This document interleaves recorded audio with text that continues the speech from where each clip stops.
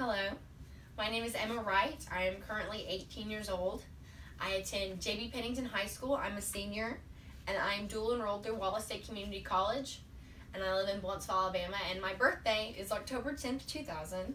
Coincidentally, that is the same birth date as infamous con artist Cassie Chadwick, or her birth name, Elizabeth Bigley. She was born October 10th, 1857 in Eastwood, Canada. She was a child of 5, 3 sisters and a brother, and they lived with their father on a simple farm. She was often caught telling white lies and being caught in fibs as a child, but her real con life did not start until she was the age of 14. At the age of 14, she decided to open up a bank account in their local bank in Woodstock, Canada. But she opened this bank account under false pretenses because it was open due to a false promissory note given by an uncle. Now, this uncle did not exist, and of course the perfect cover was putting him in a different country. This uncle happened to live in England. So she lived off that large lump sum of money from that promissory note for a while, but eventually the lies caught up to her, and she was put in prison under fraud charges. Now, upon her release, she decided that she would get a fresh start. She decided to move in with her newly wedded sister and her husband, and they all lived in Cleveland, Ohio. Now, new city, new country, new identity.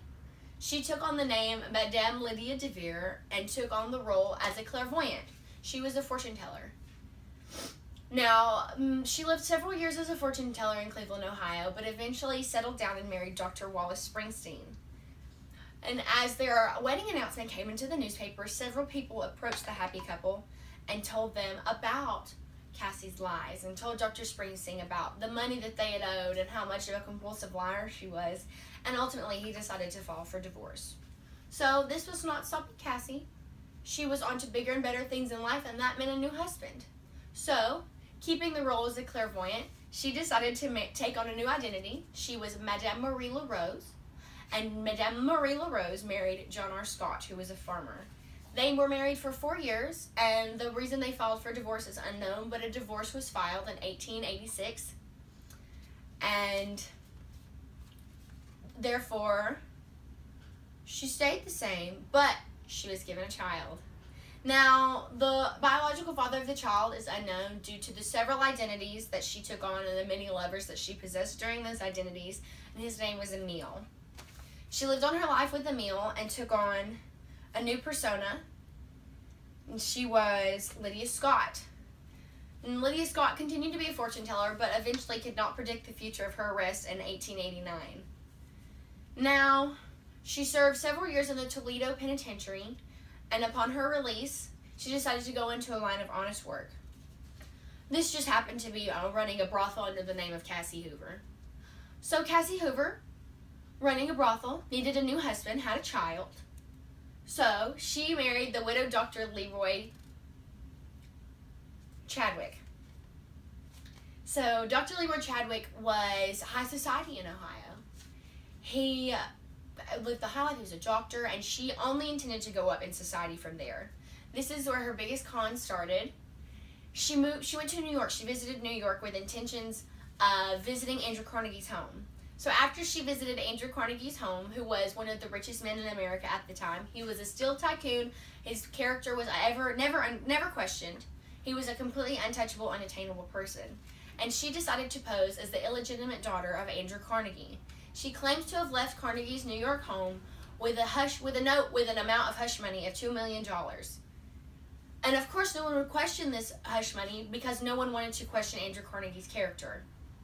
So, with a note in her pocket and $2 million on her mind, she decided to go to several cities and several banks and take it for what it was worth. Between 8 years, she obtained between $10 to $20 million. And with all this money, she decided that she would buy furs and clothes and jewels, and she always traveled in large trunks and with a large party, and she was nicknamed the Queen of Ohio. Now, unfortunately, our queen and her several personas and her wonderful, exciting life and her many husbands and her child, Emile, could not save her from prison. Ultimately, she was arrested and served for 14 years, and she was charged a fine of $70,000 for purposely trying to bankrupt a federally chartered bank. Our wonderful Miss Cassie Chadwick passed on her 50th birthday, October 10th, 1907, in her jail cell with her furs and her clothes and her jewels, and was ultimately laid to rest in Ontario, Canada, per her will instructions. Now, I can tell you I've lived 18 years, and I'm sure I will achieve much, and life will be much more exciting for me, but right now it's been simple. And reading about Cassie Chadwick has definitely opened my eyes to American capitalism. She was a woman who worked for what she had. It might have been under lies, it might have been under new personas, but she made a positive about it, and she provided for her child. So I want to thank you for listening to my birthday speech and learning about wonderful Miss Cassie Chadwick, and I hope that you really enjoyed it and that you learned something.